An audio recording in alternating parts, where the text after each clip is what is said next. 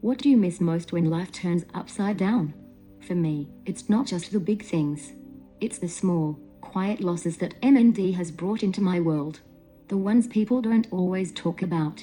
Here's 5 things I've lost to motor neurone disease that I miss every single day. And how I've learned to cope, even when it's hard. Stick with me, because number 5 still brings me to tears. 1. Losing my independence before MND, I was the one everyone leaned on. I was the strong one. The helper.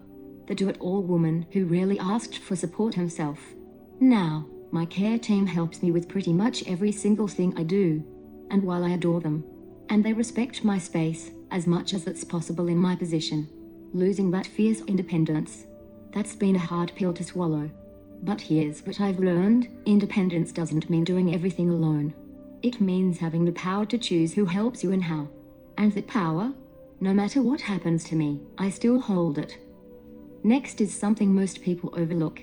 But if you've ever been in hospital or needed care, you'll get it. 2. My privacy and personal space. Imagine never being alone. Not in the bathroom. Not getting dressed. Not even waking up. That's my daily reality. I can never be left alone. To protect my sanity, I've created a carer's manual that outlines everything I need, especially around privacy. I'm clear, direct, and honest, and maybe sometimes too blunt. But that's what happens when you're losing eye gaze. At the end of the day, I still need to communicate my boundaries. Next, number 3, losing my voice. This one, it hurts. A lot. I used to speak on stages. I coached clients, I cracked jokes, I led fitness classes. I was loud and proud. Now, I am relegated to speaking with my eyes through a computer. Typing with eye gaze is so slow and frustrating. Then there's times I don't have access to my eye gaze and need to spell things out, letter by letter, blinking to indicate what I need. It's functional, but frustrating, especially in social settings when conversations move faster than I can. Often I can't get a word in edgeways. But even without a voice, as you can see, I still have plenty to say. Now, something I never thought I'd talk about on YouTube is my number 4. The loss of intimacy. Yep, we are doing it all here. I know I'm not the only one going through this. So, let's talk about it. Even if no one else does. Physical contact. Being tactile. Connection. A closeness I've always had with my husband. These days it's almost non-existent. I need to remind myself that the intimacy hasn't vanished. It's evolved.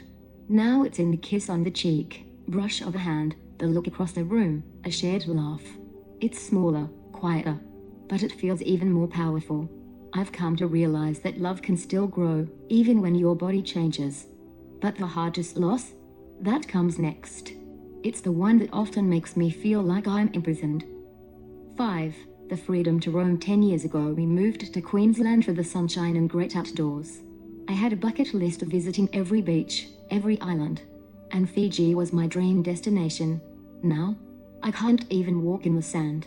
I can't hike, ride my bike, or join my husband on a caravan trip. That sense of freedom, it's gone. But, although I can no longer go to those places, I can still feel them. I just close my eyes, and I'm there. I can still imagine the breeze, the waves, the sun on my face. MND has taken a lot. But it hasn't taken my imagination. It hasn't taken my spirit. And it hasn't taken my will to keep showing up. I share these 5 things not for sympathy, but to remind you that losing something doesn't have to mean the end of joy. I know that regardless of whatever I lose, I can still create meaning. I still matter. Share this with someone who might need a little inspiration today. And if you're on your own journey with MND or any big life change, know that you're not alone. Because life is still worth living. If you're new here, please do check out my other videos. There's a bunch of inspiring stuff on my channel. And come and be part of my Resilience Academy community where you can ask questions, connect with other like-minded people all working to build unshakable resilience. You can find the link in the channel description.